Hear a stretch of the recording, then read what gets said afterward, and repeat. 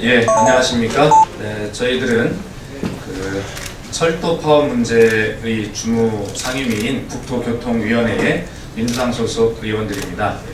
오늘 이렇게 기자실을 찾은 것은 이 문제 해결을 위해서 국토교통위 민주당 의원들이 그동안 많은 노력을 했음에도 불구하고 성과 없이 끝나버린 이 절벽 같은 상황 앞에서 우리 국민 여러분께 그동안의 경과를 보고 드리고 민주당의 향후 대응 방안에 관해 설명을 드리기 위해서 이 자리에 섰습니다. 소개해드리겠습니다. 제 우측 옆이 그동안의 이 문제 해결을 위해서 노심초사 새누리당과 많은 접촉을 가져갔던 국토교통위의 이윤석 간사의원이십니다. 그리고 그 우측에는 민홍철 의원이십니다. 또 제 좌측에 문병호 의원이시고요. 그 옆에 역시 임내연 의원이십니다. 그럼 먼저 이윤석 간사로부터 그동안에 이 문제 해결을 하기 위해서 접촉을 해왔던 경과에 대해서 설명을 들으시겠습니다. 예, 국토교통위 간사 이윤석 의원입니다. 저희는 철도 파업이 발발했을 적에 국토교통위원장으로부터 여야 합의를 해서 상임위를 긴급 상임위를 개최하라는 명을 받고 새누리당과 접촉을 해서 긴급 현안인 철도 사업에 대한 상임위원회를 이틀 전에 개최한 바 있습니다. 거기에서 철도 파업 당사자들의 주장이 참 많았습니다만은 저희들이 국회에서 해결할 수 있는 것, 대통령도, 국무총리도, 장관도, 철도공사 사장도, 새누리당도 모두 민영화가 아니라고 저희들이 누누이 주장하기 때문에 그걸 여야가 소위원회를 구성해서 법률적인 문구로 처리를 한다면 철도 파업을 중단할 수 있노라는 그런 논의를 했습니다만 새누리당에서 전혀 들어주지 않아서 지금 계속 이렇게 어려움을 겪고 있습니다. 그래서 저희들이 고육직책으로 그럼 소위원회 구성을 하지 못한다면은 이미 철도 선진화법으로 올라와 있는 조성용, 변재일 두 안을 수정을 해서 민영화를 하지 않겠다고 그렇게 모두가 이야기하기 때문에 법률적인 자구만 넣는 그런 어떤 일들을 추진하자고 했습니다만 곧 다 될 것처럼 했습니다만 새누리당에서 그것마저도 들어줄 수 없는 상황이라고 그래서 철도 파업 사태가 참으로 이제 실마리를 찾을 수 없는 상황이 됐습니다. 그래서 저희 민주당에서는 또 간사인 저는 이 위원장에게 다시 내일 철도 사태에 대해서 긴급 현안을 보고받을 수 있도록 상임위를 국토위원회 상임위를 열어달라고 요구를 하겠고 오늘 2시 본회의장에서 새누리당 간사를 만나서 내일 긴급 국토위를 열 것을 제안을 할 생각입니다. 아무튼 철도 파업 사태로 국민 여러분께 심려를 끼쳐드려서 아주 송구한 마음으로 이 자리에 섰습니다.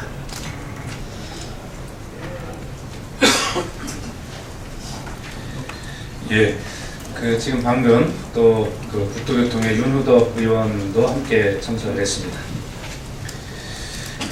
저희들이 요구하는 것은 간단했습니다. 지금 이윤석 간사가 발표한 대로 지금 정부는 또 새누리당은 이것이 민영화가 아니다라는 주장이고 철도 노조는 또 많은 국민들은 이것이 민영화로 가기 위한 분명한 전 단계다.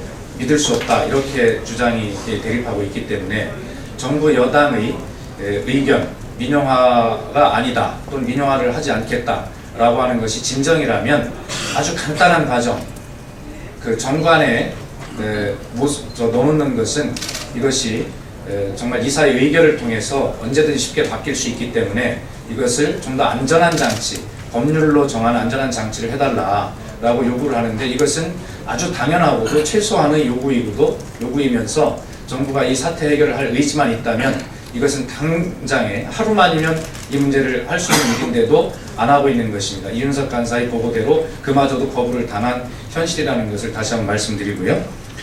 지금 우리 기자 여러분께 지금 자료는 아닙니다만 제가 구두로 두 가지 중요한 사항을 말씀을 드리겠습니다. 그리고 이 백데이터가 좀 필요하신 기자님들 요청을 하시면 드리겠습니다. 제가 지난 10월 9일 날 코레일에서 이 자회사 설립을 의결하기 위한 이사회가 12월 10일 날 열렸는데 그때 철도공사에서 철도공사의 비상임 이사들에게 나누어준 문건입니다. 그것이 뭐냐면 수서 고속철도 주식회사 설립 시 코레일에 미치는 영향 분석이라고 하는 바로 이 문건입니다. 이 문건은 저희가 만든 것도 아니고 철도 노조가 만든 것도 아니고 바로 코레일이 작성해서 의결을 하기 위해서 자기들이 비상임 이사들에게 설명한 자료입니다. 거기에 보면 이렇게 되어 있습니다. 자, 수서발 KTX 자회사를 설립하면 바로 이만한 손실이 바로 코레일에 발생한다 라고 하는 사실을 자신들이 작성한 보고서로 지금 인정하고 있는 것입니다. 이 내용을 보면 기존의 수서 KTX를 만들면 서울지구, 다시 말해서 서울역과 용산역 KTX를 사용하던 국민들이 수서 KTX로 많은 수요 전이가 일어날 것 아니겠습니까? 그거에 따라서 서울역과 용산역 코레일이 하게 되는 것이죠. 거기서 승객이 줄기 때문에 향후 32년간 연간 5,120억 원의 매출액 감소가 일어난다라고 이렇게 보고서에 되어 있습니다. 그리고 여기에 통상적으로 영업이익 30% 정도만 적용을 한다 하더라도 1,536억 원의 순손실이 일어난다 이렇게 분석하고 있습니다. 그런데 정부는 이 자료가 발표되자마자 뭐라고 이야기했냐면 김경욱 철도국장이 이 자료를 자세히 분석 안 해봐서 모르겠습니다만 이 손실이 일어난다고 하는 부분, 이 부분을 바로 차량 임대, 그 다음에 차량 정비 이런 것들을 통해서 보존해 주는 것이 있기 때문에 이것을 손실을 상쇄할 수 있다 이렇게 국토부는 이야기했는데 코레일 자체 분석은 정부가 해주겠다고 하는 이익분이 119억 원밖에 되지 않는다라고 자체 분석을 하고 있습니다. 그래서 향후 32년 동안 연평균 순손실이 바로 1,417억 원이 최소한 된다. 이렇게 코레일이 분석을 하고 있습니다. 이것을 비상임 이사들에게 설명을 했습니다. 그러면 상식적으로 자기들이 회사에 이렇게 많은 손실이 생기는데 어떤 이사들이 이사회에서 이 수서발 KTX 자회사 설립을 의결할 이사들이 도대체 누가 있겠습니까? 그럼에도 불구하고 이사회는 이것을 의결했습니다.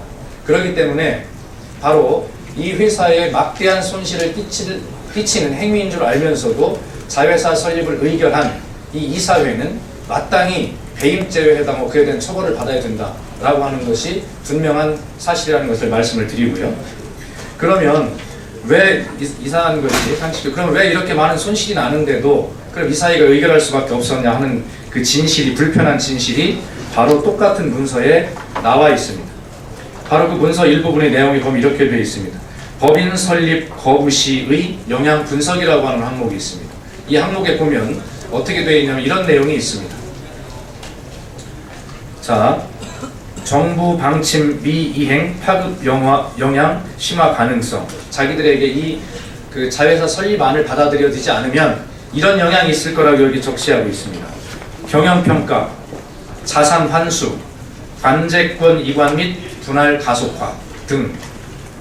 그리고 개통 예정인 신설선에 대해서 코레일 운영 배제 등 분리 가중이 예상된다 이렇게 되어 있습니다. 그렇기 때문에 이러한 금전적 손해 외에도 이거를 거부했을 때 그것보다 더 큰 많은 불이익이 예상되어지기 때문에 물며 겨자 먹기식으로 이 자회사 설립안을 의결할 수밖에 없다라고 하는 것이 이 문서로 이 불편한 진실이 밝혀지는 것입니다. 그렇기 때문에 지금 현재 코레일의 최연애 사장은 잘 아시다시피 이 민영화 반대론자였습니다. 그럼에도 불구하고 최연애 사장이 이 민영화 찬성 쪽으로 입장을 바꾼 것은 바로 이렇게 말은 못하지만 울며 겨자 먹기식의 아주 본인으로서 감당할 수 없는 정도의, 그리고 이 사회가 이렇게 많은 손실을 알면서도 이것을 감당할 수밖에 없는 그러한 엄청난 압력이 국토교통부로부터 있었다라고 하는 것을 이 문서가 분명하게 증명한다, 이렇게 생각합니다. 그리고 저희는 분명하게 말씀드리지만 이 국토교통부의 뒤에는 바로 무엇인지 모르지만 적어도 청와대로 의심되는 그런 막대한 권력의 힘이 작용하고 있다고 하는 것을 분명하게 말해줍니다.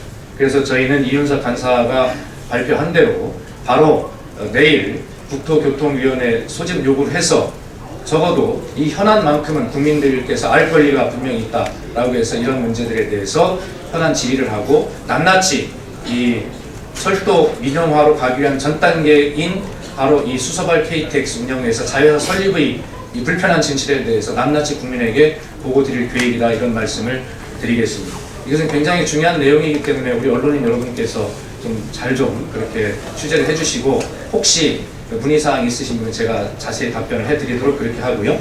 우리 임내원 의원님께서 한 말씀 하시겠습니다. 두 가지 점에 대해서 보충 설명을 드리고자 합니다. 아까 박수현 의원이 말씀하실 때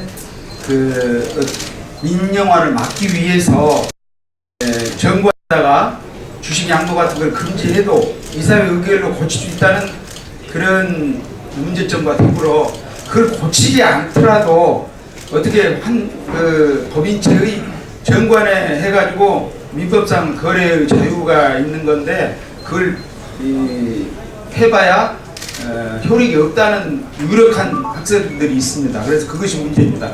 또 하나는 우리가 민영화를 안 한다 그렇게 얘기하고 있는데 대통령이 프랑스 가서 철도 등 공공 분야도 개방한다. 그래가지고 정부에서는 이 일을 꼭 국회 동의를 얻지 않으면 이 WTO 관련 정부 조달협정에 개방하는 문제를 국회 동의를 받아야 하는데 국회 동의도 받지 않은 채 지금 추진하는 그런 문제가 있습니다. 그걸로 봐서 이 조치가 민영화로 가기 위한 중간 단계인 것이 틀림없다. 그것을 그 점으로도 미루어 짐작할 수 있습니다. 이상입니다. 예, 그러면 혹시 질문 있으시면 밖에서 받도록 하고요. 이상 기자회견을 마치겠습니다. 감사합니다.